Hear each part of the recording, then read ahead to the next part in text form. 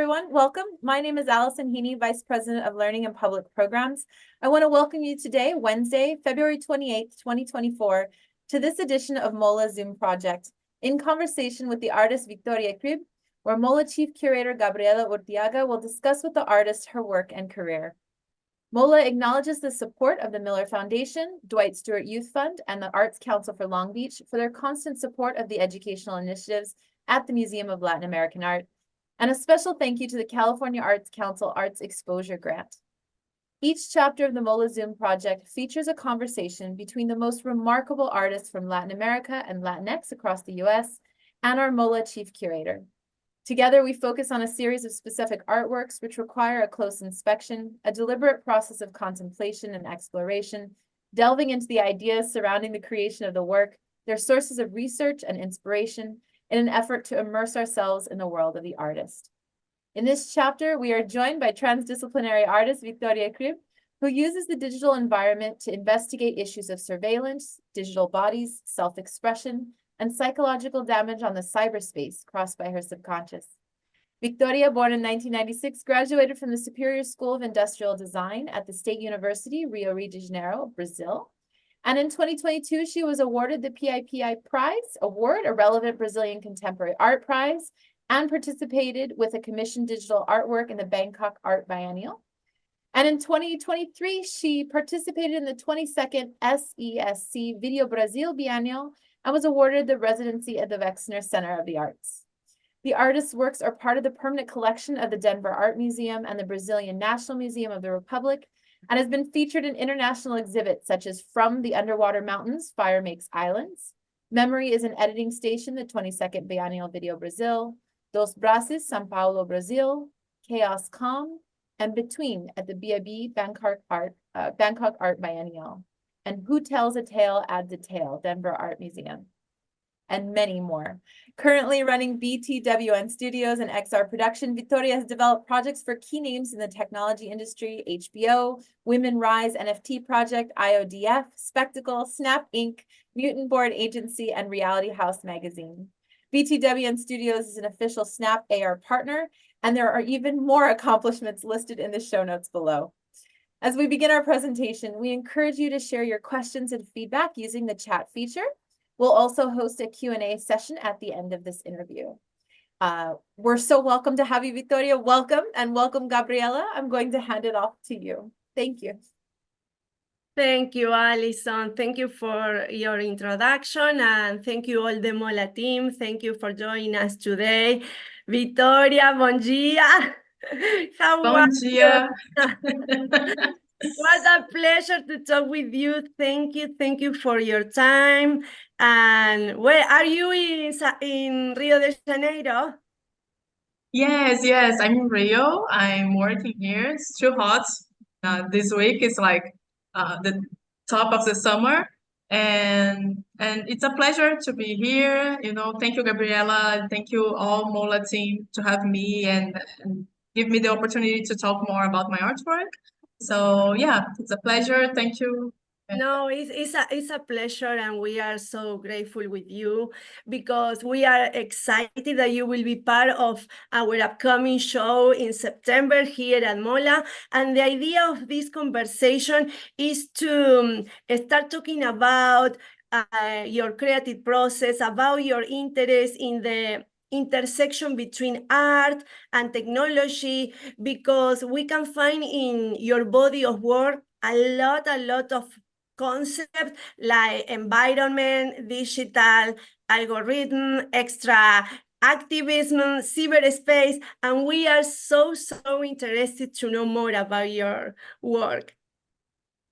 Yes, and I mean, I'm so excited to share more about all these concepts and how I translate it to my narratives and not only visually but also in the narratives. So yeah, let's dive into my world of surveillance, cyberspace, and digital. And if you like, we can start with bags, because In this kind of artwork, you are creating a particular digital language in different phases. And I would like to know more about and explore the encounter that you are looking between the audience, but also the character that you are creating in this kind of piece. Yeah. So Bugs is my last movie I made last year for Video Brasil Biennial. It's a biennial specific for video art and moving image art from Brazil. And the theme of this biennial was the idea of memory and the idea of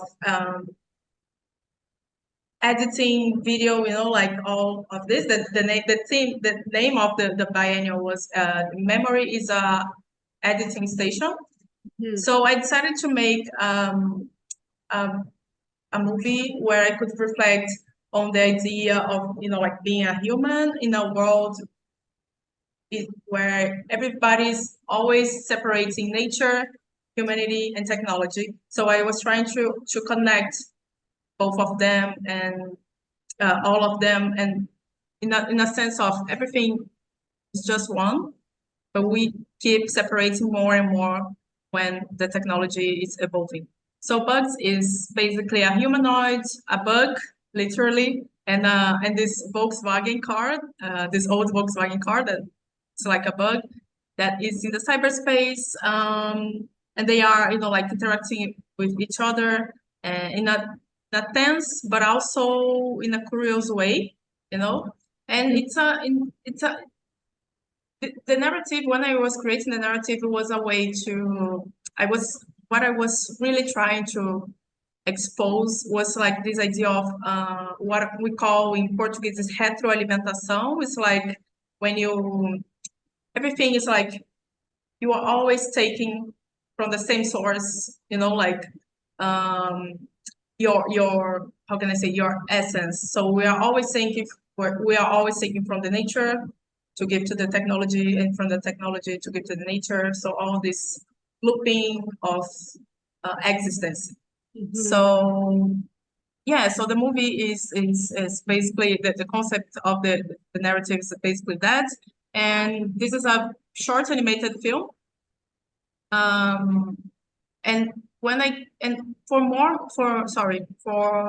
my narratives, I always like to create video installations to think how the audience gonna engage with the artwork.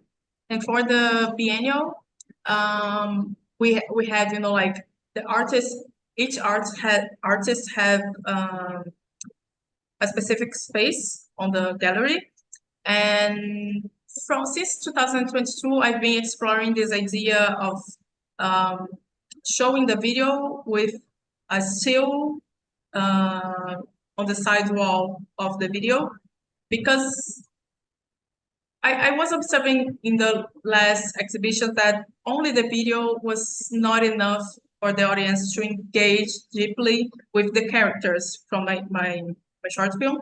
So I decided to play with this idea of expanding them on the wall. So as you can see in the first image, we have the video installed in a LED panel in the main wall, and in the side wall we have still with the main character and with the climax of the video in a printed wallpaper, So I create this, I try to embody the character in the space, and put them in a high, in a big wallpaper, so that the size of the character matches with the size of the audience and things like that. So I try to occupy the architecture and the physical space, not only with digital, but also translating the digital to the physical space. Like, I don't know, I try to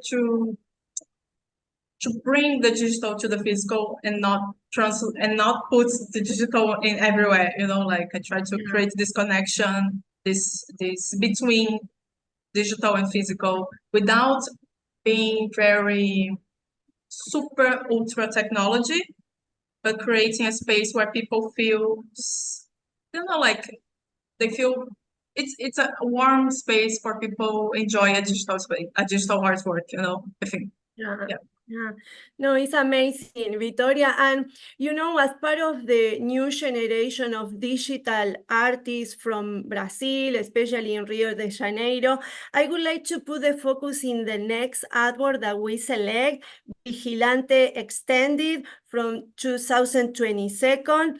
And I would like if you can explain a little more about the idea behind this film, and also to talk about the main character that we can find in your body of work in the different video films that you create.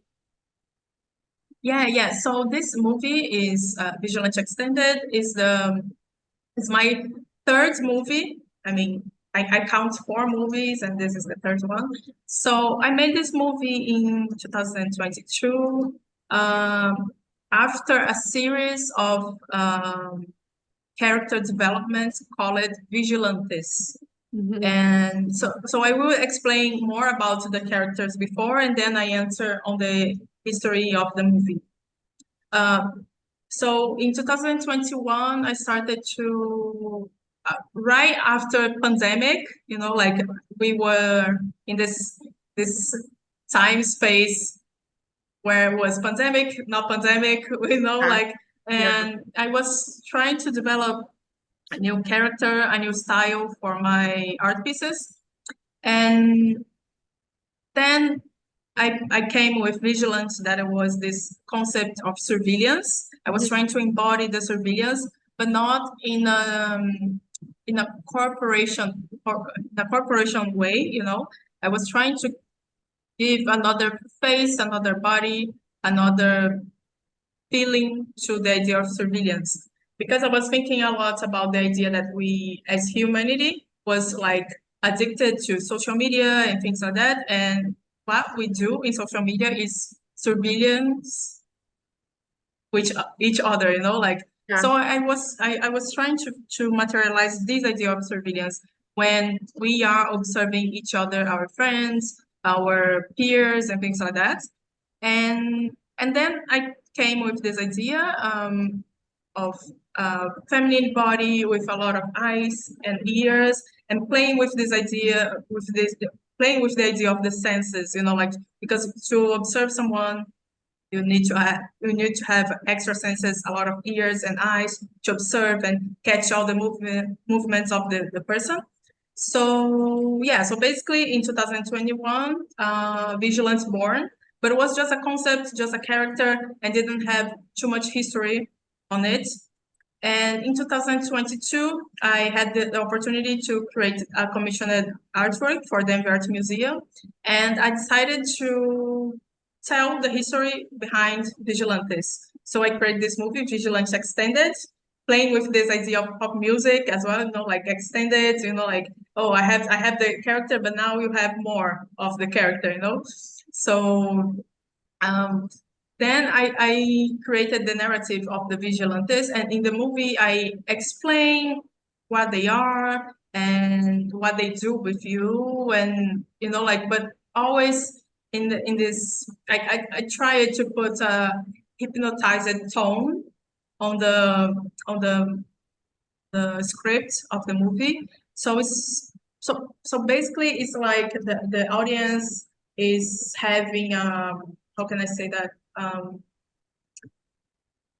it's being presented to the history and what they are, what vigilantes are, in fact, And there is a moment on the movie that I say, I feel comfortable to share my personal, professional, and psychological sides with her, the machine, because I was thinking a lot about the idea that, like when we are online, on internet and etc., we know that, like our data are being collected and things like that. But for some reason, we stay there because we are always there. We are using, etc., and we feel comfortable to share all of these pillars of our lives with the machine. So I was thinking a lot about how this idea of surveillance is, like provokes fear, but also it's warm, it's seductive, like, so I was playing with this idea of surveillance, like like it provokes me fear. I'm fearful of surveillance, but also it's warm. I like to be there, like I like to dive in it. So I was trying, and also that's why I play with the visuals. I play with this idea of sensuality and like angry, monstrous, and things like that, because I think it's like this duality that we are facing right now with surveillance and digital. It's like everything is like too big, but also too seductive, Yeah, and Victoria, at the same time, you start your creative process, creating the narrative, and then you develop your movie in collaboration with another people. Is always is the same case? For example, to put music, or what is the relationship in the collaboration scenario?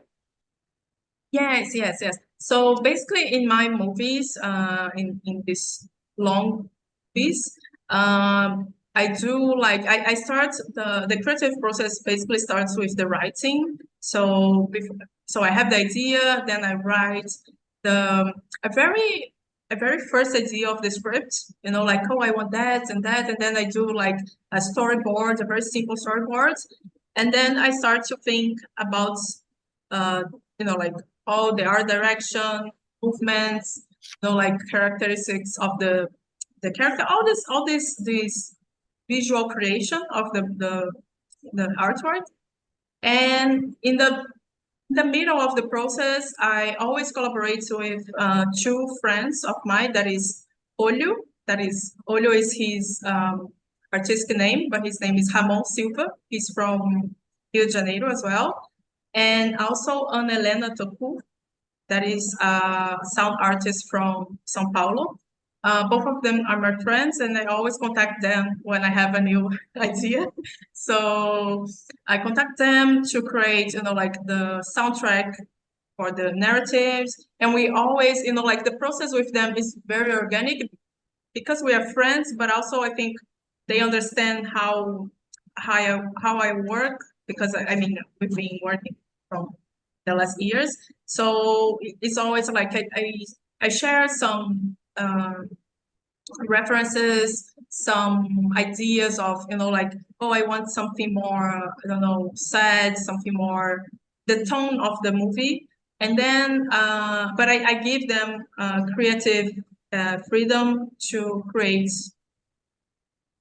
the soundtrack for the movie, because I don't want to, because I mean, like for me, it's because most of the part of my work is like very lonely, because I do all the scripts, all the animation, all the 3D and etc. So I like to have them putting their creativity in the sound, so they can, it's like a feedback, and like it's like a response to my ideas, like I share my idea with them, and then they give me a response with sound, like it's like a conversation. It's like a conversation. And I think it's, especially for me as an artist, it's great to see how they perceive my ideas, like, because sometimes when I am, like with all these ideas for the movie and etc., everything is too close, and then they show me a music that is different, and I was like, okay, this works, this, we can use that. And so it's very cool, like, like to, and also to perceive how the minds work, because sometimes I'm especially like vigilant. I was very at that time I was very like this movie is more heavy, and I was like with heavy ideas for this and that. And then when they showed me some tracks, because we're testing, I was like, okay, maybe we can change it, and the end of the movie received another tone. I could, like play more with the camera and etc. So I think it's always good to collaborate with someone, and like expand the perspective in the artwork. Yeah, especially in the digital arena, right? It's so usual. Thank you, Victoria. And the next artwork is Ilusao from 2020, another video film installation.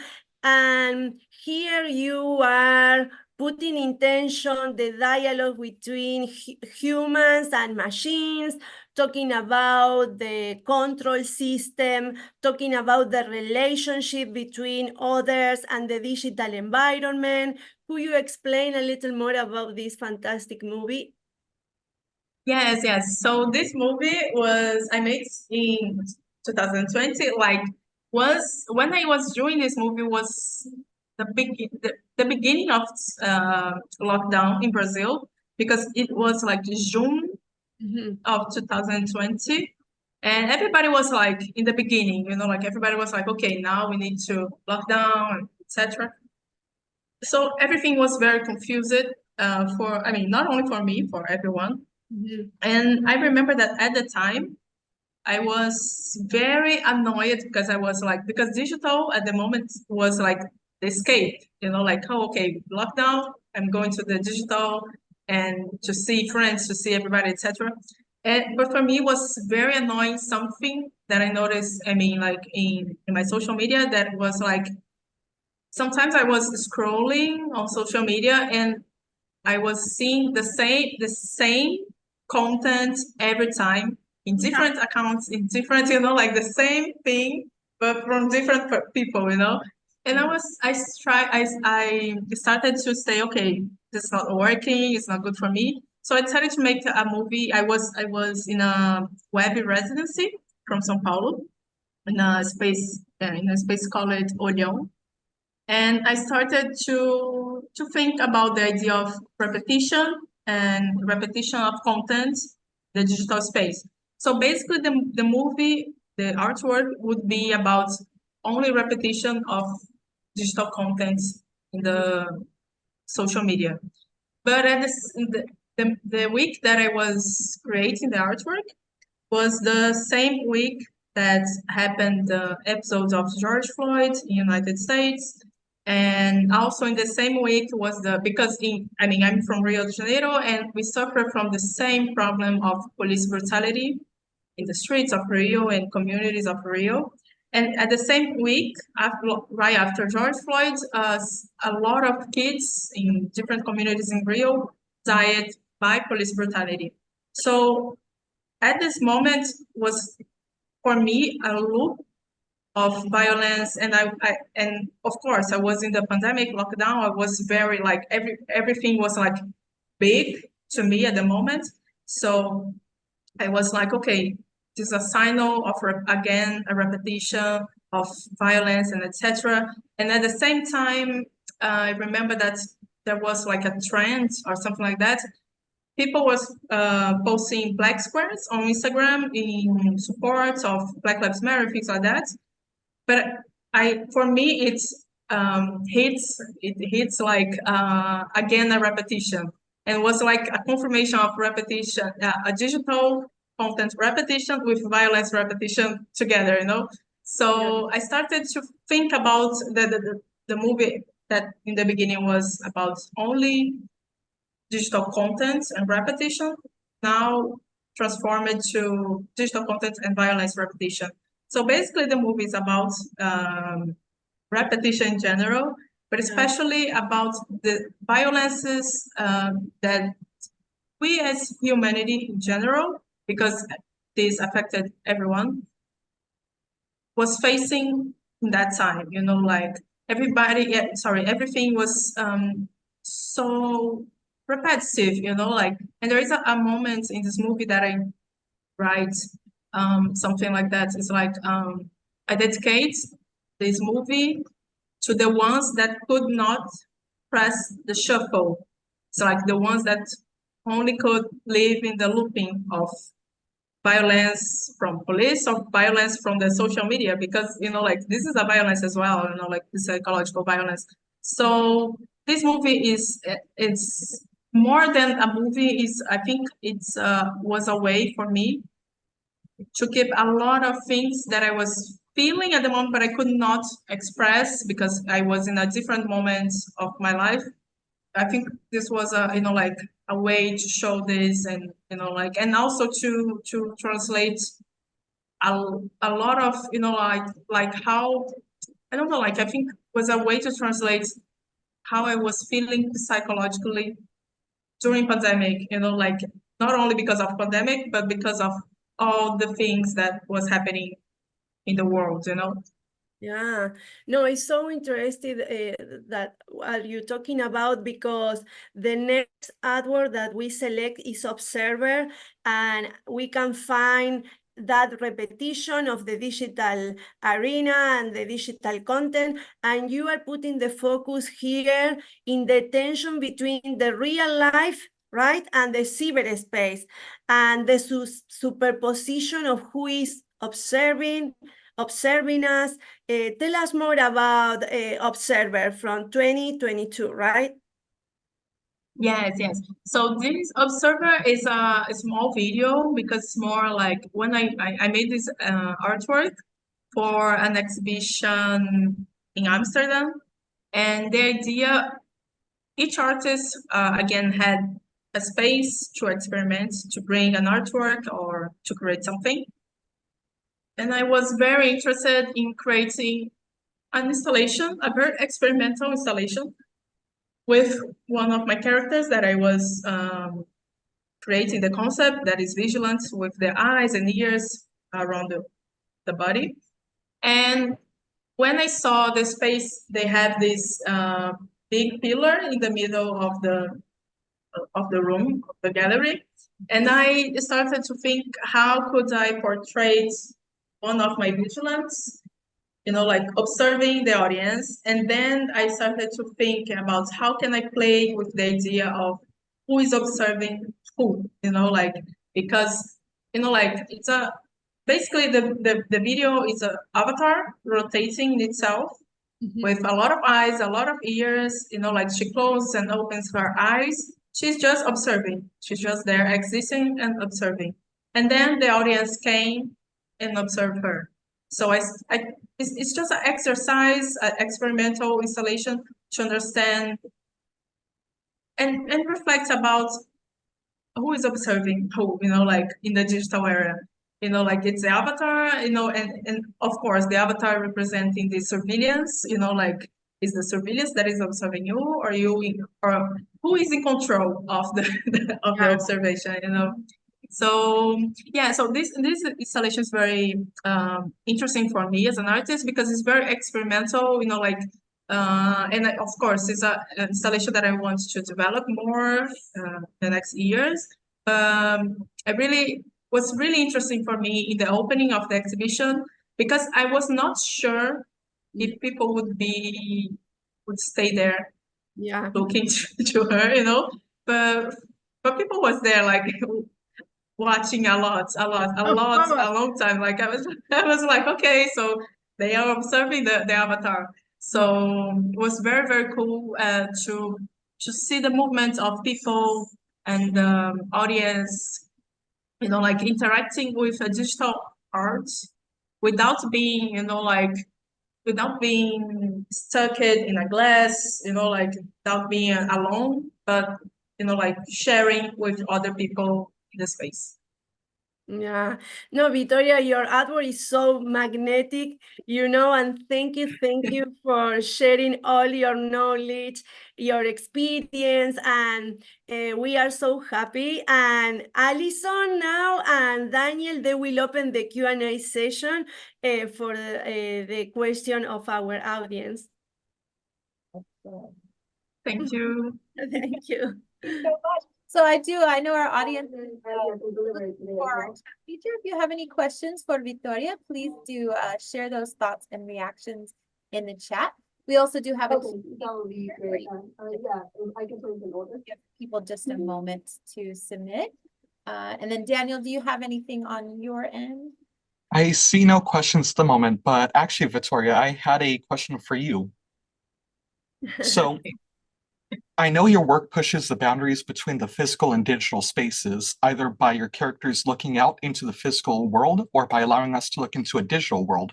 So I wanted to ask, actually, how do you envision a physical space, a physical world inside your digital world? Oh, sorry, could you Yeah, repeat I again? wanted Just a to, question, just a question. Yeah. yes. How do you envision a physical space in your digital world? So yeah, thank you. So basically, this is something that I've been, like constructing and reflecting yet, because in my artwork until now, I've been, like exploring the idea of the empty cyberspace where the actors, like avatars and other people are. Oh, sorry, I think there's a sound. So yeah, so basically, I'm exploring the idea of the empty cyberspace where the actors, like the humanoids or the animals or the other characters that I put on the cyberspace, acts as the main character of it. And when I started to creating these installations and reflecting about the intersection of physical and digital space, it opens, I don't know, a window, a door to explore how can I translate, like the physical world to the digital. But this is something for the next chapters of of my artwork. But yeah, but it's something that is like is there, but not yet. I'm still investigating the idea of, like surveillance and how it's more like the digital is coming to the physical and then the physical is gonna come to the digital. So this is the move, Yeah. the move that I'm doing. Yeah. Nice. I actually do love that answer. That's actually really inspiring to see what's coming next. I do see we have another Sure. question coming in from Leslie Jimenez. She would like to ask, did you begin your artistic career as an animator first? Yeah, so basically my career was very organic because I studied industrial design. So I mean, by formation, I'm very industrial design, like objects and, like chairs and things like that, and also graphic design. But I remember that I was like in the beginning of the college and I started to experiment digital art by myself. So I started with glitch art and then I didn't like it too much, and then I started to enjoy, like 3D modeling, basically not animation, just 3D modeling. And I did a lot of experiments with that and before starting animating. So the animation is something that came to my artwork in 2020. Before 2020 was more 3D modeling, and then I started to animate like from 2020 until now. No, we also do have another question, a little bit related to, this comes from Jasmine. You mentioned repetition being a concept in one of your pieces. Do you feel that repetition is not only experienced in the digital world, but also the physical world when it comes to activism? For example, the black squares or performative activism. Yeah. I believe, I think, especially after doing this artwork, I started to, like look more, with more attention to that. That I think it's like a lot of things in the history are repetitions. And I think, and also I was talking with friend that is curator. We are talking about this idea of, like everything is like a repetition, but we need to find a way to not repeat the history, like to change it. So I think like facts are facts. I think we have a lot of, like regarding to social problems, a lot of social problems, but what we can do to change the repetition, because everything is like up and down, and what we can do like to up, like, and then down, I don't know. So I think it's more, I don't know, I think not only, like, but following your question, like not only in the physical world, but like I think in digital space, a lot of repetition of content, but also in the society, repetition of violence. But I don't know, like in something that you like, personal, like I don't know, like when you see like how can I say that, big bands, pop music, you can see pattern of repetition. So I think it's more to understand the pattern and understand why you want to change. I think it's more like that. Daniel, I think we have another one too in the chat too. Thank you, Gabriela and Vitoria. This comes from Crystal. I wonder about your thoughts on self-surveillance and not just who is watching who. I ask this because the choice to use an avatar, which is typically a figure someone used to create to navigate a virtual world as another yet themselves. I don't know, Crystal, if I did that justice. So one more time, looking on the idea of self-surveillance, not just who's watching who, but this introduction of an avatar, which usually is used to navigate the world as another in that way. I wonder, I think, yeah, feel free, Crystal, to expand if I didn't get that completely. Yeah. So the question, I missed the question. So they speak about the avatar. Your thoughts about self-surveillance, because you talked a lot about who's watching who, and this idea of surveillance. But she's wondering a little bit more because you're using an avatar to do this, specifically to watch who's watching who. This avatar. Okay, thank you. So yeah, so for me it's like basically it's a way to highlight, like saturate the idea of surveillance with something that is very digital, like the avatar, especially nowadays that we are facing a lot of avatars for these cyber spaces where people can like connect with each other. So the idea of avatar is like the idea of self in the digital space, like who you are in the digital space. But when you are an avatar, for me, of course, when you are an avatar in a digital space, you are interacting and observing someone without showing who you are. So it's kind of this idea of surveillance that we have, like someone is monitoring me, but I don't know who it is, like, and also this idea of, like being able to be another person and, like, and behavior in a different way. And I think is that I don't know if I answered well the question. No, yeah, I think she was just looking for expansion. And again, Crystal, if you're still there too, you can also pop some more notes in the chat too. And then we do have another question. There's quite a few coming in. So Patrick Moore, he says, I think the viewers will be interested in the case of younger people inspired by your work. Can you please share how you create these digital characters and objects? So kind of the process of Yeah, of course. So basically right now, especially for animations and characters, I use Blender 3D. That is a open source software. So I like to use this software first because it's open source. Like everybody can download and can use. It's very democratic. And also because I think it's a very, very great tool, like you can achieve a very great result, like a studio results without paying millions of dollars per month to, like to have a software, So I think, so yeah, I use Blender 3D. I also use for the composition of the movies, Adobe Premiere, like from Adobe. And I know that, I don't work with music, but the musicians that I work with, they use Ableton, and I think they use Logic X. I'm not sure if this one, but I know that they use Ableton, so I hope I help it with some. That's amazing.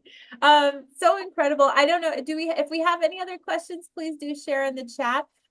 We're getting ready to wrap up. I do see one more just popped up. It's inspiring to hear your thoughts on the system of social media, it being a fearful and inviting entity, sorry. With that, do you have a favorite social media site that you like to scroll? Okay, so I don't know. I think nowadays, I don't know. I prefer, like this private, like that's Discord or Telegram, places where I can be with friends. But yeah, because nowadays social media is something that I'm not liking too much. But I think for a while I was very addicted to Twitter, but nowadays not too much. Wow, incredible. I love it. Well, I think that's all our questions for this afternoon too. On behalf of MOLAA, we want to thank you so much for joining us this afternoon. Thank you to Gabriela Urtiaga. Thank you to Victoria for being here. We're excited to see your project in the future Pacific Standard Time Arteônica exhibition, which will be joining us in September 2024. We can't wait to see you here on site. And for those of you joining us online, thank you for being here in our audience and for your wonderful questions. We look forward to seeing you next month with our next installment of Zoom Project. If you'd like to see us at MOLAA.art on Instagram too, we'll also be recording and uploading this particular episode to our YouTube channel and to the educational page Zoom Project at MOLAA.org. So thank you everyone for joining us. Victoria, Gabriela, Daniel, it was wonderful to have you here. Always. Thank you. Thank you, Victoria. Thank you, Daniel. Thank you. Bye-bye. Thank you. Bye. Bye bye.